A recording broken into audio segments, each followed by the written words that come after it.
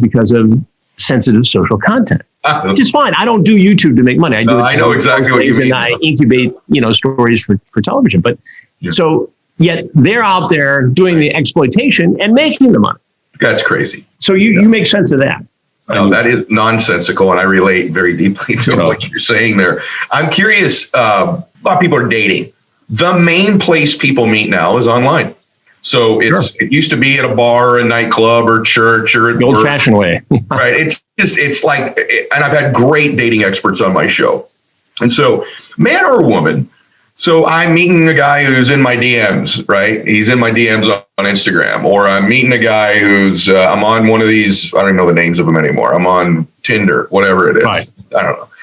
Right. It tells you how old I am and how long I've been married, but you're on these apps. And so you're going to you want to meet people that way.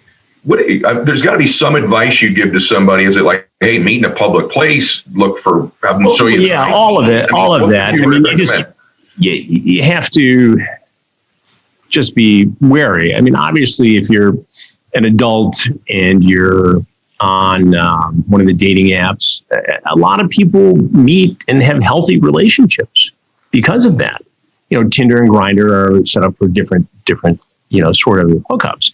But the traditional dating apps result in healthy, wonderful, long-term relationships. But you just have to know that there are people who will try to exploit that and exploit your good nature. And so, all the common sense things apply, which is take your time, meet for coffee in a public space. Don't put yourself in a situation where somebody can drop a roofie in your drink. Make sure you've got your own way there and own way home. And it's not a bad idea to make sure you tell a friend what you're up to. It's no different than selling a television on Craigslist or on Facebook. Meet in a public place, and preferably next to a police station. I mean, don't set yourself up to become a victim. And it's a little, trickier with adults who meet each other online. And I know people who met their spouses on traditional dating apps. It's not unusual. So I think it's funny that I named the hookup app. What? Yeah. I don't know what does that say about you, Ed? I don't know. I don't know. You're in the no judgment zone. There are profiles on there from time to time. Someone will screenshot and say, "Is this you?" Yes, that's definitely my picture, but my name is not Joe Mendoza. Yeah, and I don't live in Sarasota, Florida. So even there's that sort of thing. Right. All the fraud online blows my mind. It just blows my mind. Well, and we saw it. Years ago, we did a piece on some of the financial scams online, and there's an intersection between the financial scams and the sweetheart swindle. You've got these people who think they've met somebody online who's cute and has a lovely picture in front of some flowers, and it's actually somebody in West Africa who's running a scam, and suddenly they're accepting packages and they're reshipping these things. And this is a single woman in Georgia who's got 5 kids, who's alone and is vulnerable, and likes the companionship online, and will do this thinking that she's getting involved in a business venture with somebody who might also be a romantic potential. What you're describing there, everybody, what Chris is describing, I know because I'm in the financial space. And so that is much more prevalent than you would think, what he just described. People that are a little bit more advanced in age, having what they think is a romantic encounter with someone who does not exist, that is in some other country, who then that person slowly grooms them, to use Chris's term earlier, to the point where they just begin to bleed them financially. And people have lost their entire life savings this way, slowly but surely. And you think there's just no way, it's nonsensical. This grooming, this connection, this blurring that he described the predator uses also happens to the prey. The blurring starts to happen to the person being preyed upon. That's absolutely right. And then they don't want to believe that it's really a scam, because to accept that means they're never going to see this $250,000 that they invested with this person back. So the Stockholm syndrome clicks in because they don't want to believe they've been the victim of a confidence scheme. And so then they become very difficult victims for law enforcement. They don't want to come forward. There's a sense of embarrassment. And they're tricky cases to prosecute. We once at NBC, we convinced our bosses to give us a year and more producers than usually are given to a project to out the Nigerian scammers. And it was a hell of an effort. I mean, I had 3 or 4 producers. Usually when you do a story, you have a producer and an associate producer. I had 3 or 4 producers rotating in and out, constantly trying to get these guys to come out of the the back rooms and out of wherever to put together a sting operation where I could confront them. And we did it, but it was, I'm telling you, we were at this for a good 9 months to a year before we could really smoke these guys out. And we had a field day with them. I mean, it was a great story, but it was expensive. It was aggressive. It was, somewhat dangerous, I suppose, but we traveled, throughout Europe and went to West Africa, and you don't get a chance to do that very often. And because, it was a great story, it became iconic, but it's one story that cost hundreds of thousands of dollars and, many months and a lot of manpower to do it. But that's how difficult it is. Now imagine, a mid-sized police department. Yes. That's not going to happen. Not going to happen. Right. And that's why these guys get away with it. I mean, I'm convinced that there's a poster of me in virtually every internet cafe in Lagos, Nigeria, and in Benin, West Africa, with, saying, don't talk to anybody who looks and sounds like this. But it's true. Because we did. How do you think your work, Chris, just along those lines, how do you think your work has changed the way, if at all, the way the Predator operates? Has your work caused this sort of culture of predatory behavior to alter the way they operate, literally because of you and the sort of dynamic that was set up by the way you did the show? And well, I think I would like to think that it's a deterrence, right? Mm-hmm. I mean, I honestly thought we'd do 3, maybe 4 predator investigations, and I honestly thought that we would not see guys show up, that I'd be taking a nap on the kitchen counter like the Maytag repairman with nothing to do. And that's not the case. I mean, again, 17 years later in Michigan, guys are showing up. Now, we've changed what we do. We had a COVID protocol. We did a lot of things differently, but they're still out there. And guys still walk in and say, oh, you're Chris Hansen. And guys still walk in and don't know who I am. And I don't know whether to be, offended by that or flattered. But it's not a problem that's going away anytime soon. And people always ask why that is, and I think it's just the nature of the issue. And I think for some people it's an illness, for some people it's a weakness, for some people it's just it's a predator mindset. Mm-hmm. But it also is not a practice of medicine. If you look at it as a psychiatric illness, for instance, and some of it is, if you go to medical school and you graduate and you have the choice of becoming a plastic surgeon in Beverly Hills, California, Bloomfield Hills, Michigan, or Park Avenue, New York, and make millions of dollars, or what about this? I can study sexual predators and work for the U.S. Marshals and spend my days in federal penitentiaries interviewing hardcore predators. What choice? Now, thank God there are people who do that, right. And I've interviewed them, and they're wonderful, smart, dedicated human beings who devoted their life to this particular practice of medicine. But you can understand why somebody wouldn't want to do that. Yeah, well, I also think part of it is the rush. I feel like sometimes people's lives are so monotonous and unexciting, and they're not chasing a dream. They're idle time for human beings can be a really dangerous thing. And I agree. Sometimes I just wonder if sometimes it's just. I'm sure, and I can't empirically prove this, but I'm positive that there are cases where somebody said, well, let me just take a look at this chat room. Let me just see what's there. There's a young guy or young gal. And what happens if I did have a chat? What happens if I did propose this idea? And again, they're not talking face to face. So they get on this slippery slope where they start saying stuff they wouldn't say face to face.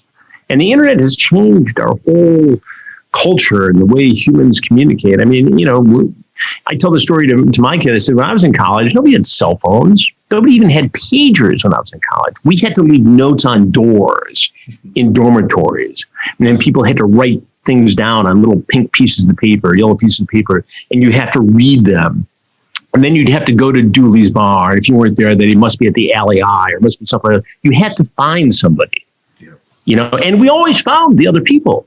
We always did. We always found who we were looking for. But nobody just, texted each other and said, we're going to do this, we're going to do that, or here's where we're going to be. Or, kids use Tinder today just to figure out where the other kids are going to be, to either be there or avoid them. I mean, it's a whole different world now. I have a big theory that attention is something that drives humans. And in an odd way, I think the predator and the prey share this need. In other words, the prey, this child or this person, is just seeking some form of attention they're not getting somewhere else. Maybe they don't have a father in the home. Maybe and I'm not trying to distill down every. No, but I think again, it all goes back to a vulnerability. Yep. And I think a lot of predators have a deep sense of where that vulnerability is, and they can prey on it. I mean, if you look at all the victims, there's a vulnerability. That doesn't mean that it's okay to make them a victim. It just means that a predator can often sense that and move in. I mean, it's the old story, why do you rob the banks? It's where the money's at, criminals figure that out, Yeah. Did you ever find yourself, this is the hard question I wanted to always ask you. I'm giving you a little flack for it. I was going to ask it earlier. It's just coming out now. So did you ever find yourself when you're in that kitchen or that living room and this guy's jabbering on and he seems remorseful and he's teary-eyed and I'm a father and I can't believe I did this and I'm an idiot. And did you ever find yourself feeling, this is a tough question, did you ever feel any empathy for the predator? Yeah.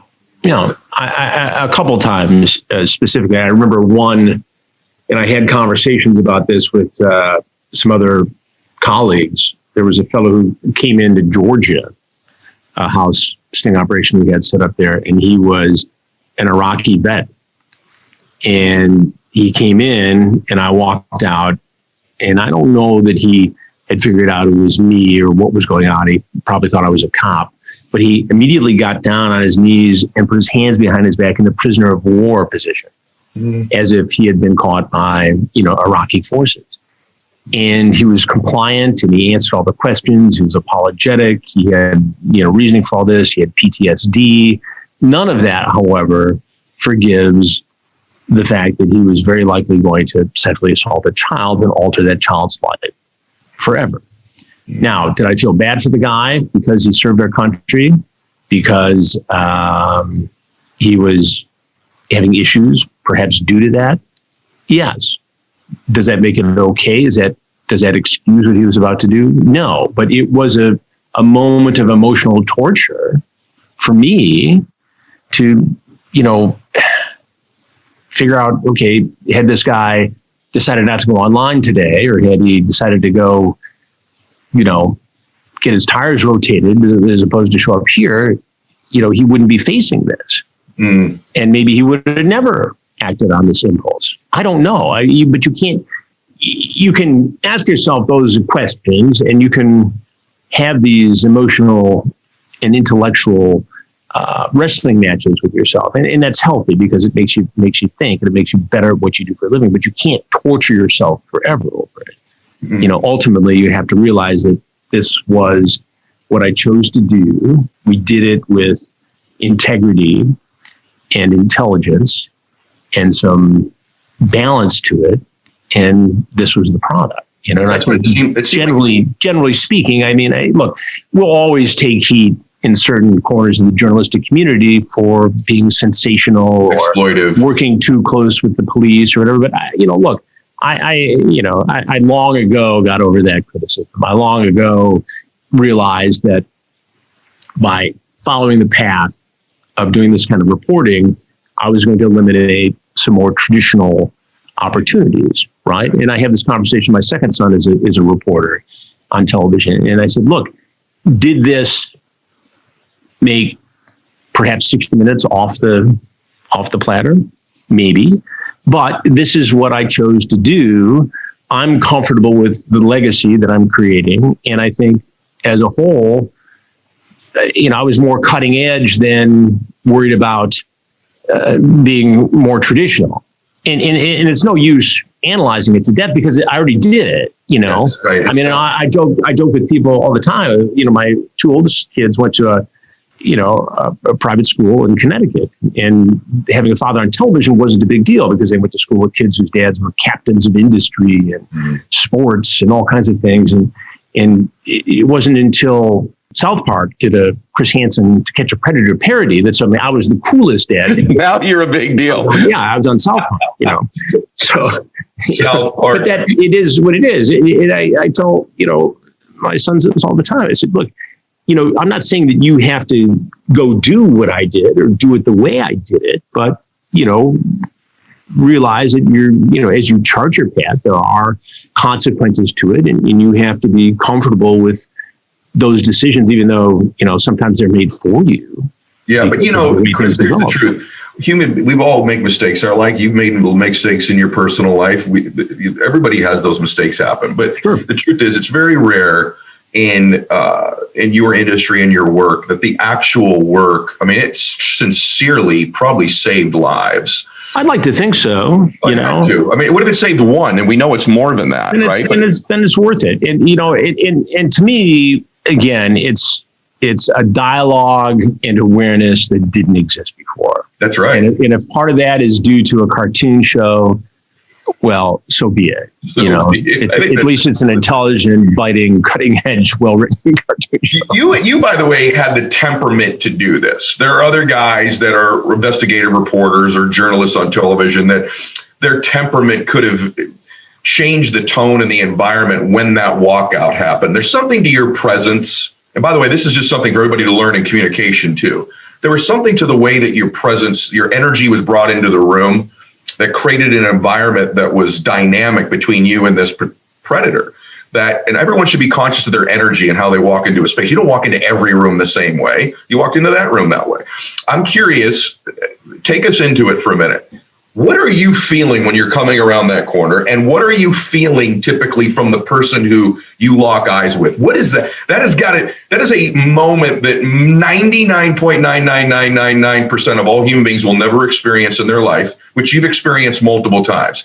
Is it the same every time for you and the other person? No, it's different every time. It's different every time because, each individuals, there are some similarities, right? Some guys are going to have the same excuse and you're prepared for it and you've thought about it since the last guy gave you that excuse, so you have a really good comeback to that, right? Too bad for that guy because I'm really ready for him and I'll have his lunch. But generally, it's the rule that I have for every interview, which is to be a good listener and to not be afraid of dead air.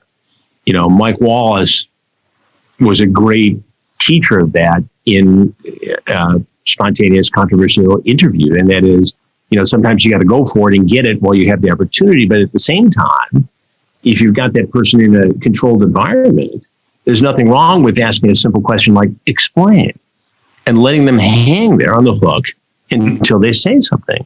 And I can't tell you how many times I've been in a situation, especially in the predator cases, where I thought it was over. I thought the guy was never going to give it up, and I kept at it, and kept at it, and kept at it, and finally said, just explain to me what was going on in your mind. And finally, you see the switch go, and the guy says, well, it started here, I was this age, and I kept getting older, and the kids kept the same age or getting younger, and they give you some sense of what happened. Now, it might be all at the end of the day, and a big excuse, but at least you have some sense of what this guy is about and how they got there, Do you think that a couple more things? I'm fascinated by, this is like, for me, there's a conversation many years in the making of wanting to ask these questions. I know it is for my audience too. Do you think that, forecast a little bit, you've been in this space a while. Is there a future that you see coming where predatory type people change their behavior? Is there another venue or forum other than just online? Is anything you see that we should be looking out for that's sort of the next level, right? As you've said, we didn't have text and phone back in the day. Now we've got Instagram and TikTok and dating apps. Is there anything on the horizon? I think whatever the next thing is, people will try to exploit it, whether it's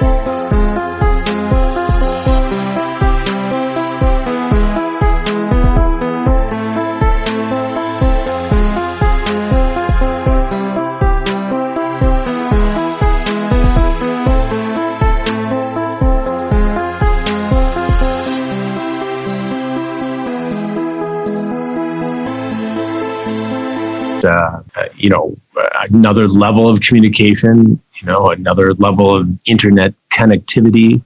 We see it with the interactive video games. That's another thing. People think, well, the kid's safe playing a video game. Well, they don't know who's on the other end of that. Maybe you say they're, Sam Johnstone from wherever, but you don't know who that really is.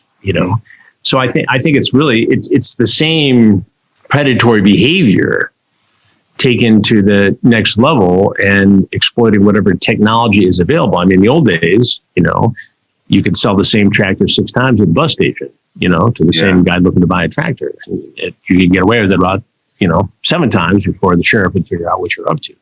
And today, it's just, all you need is a picture of the tractor. And, people sell stuff multiple times, all the time online. So you got to be careful. I was going to just add to what you're saying that, I'm a target for certain people just because of,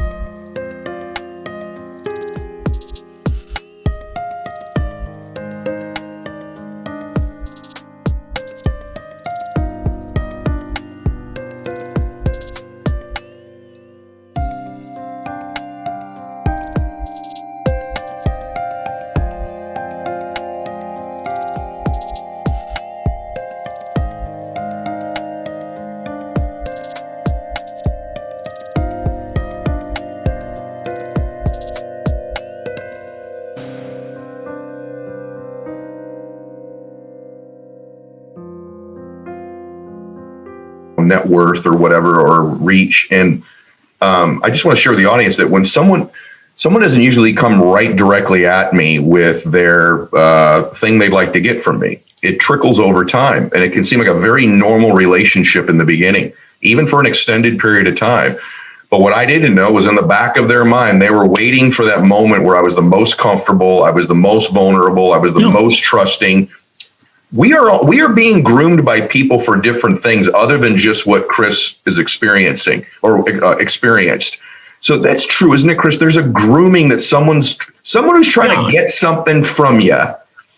I've seen it. I've seen it in my life. I mean, I said to people, I said, do you really think that I'm the guy you want to try and con? How do you think that's going to possibly go? And mostly it's people, make up a story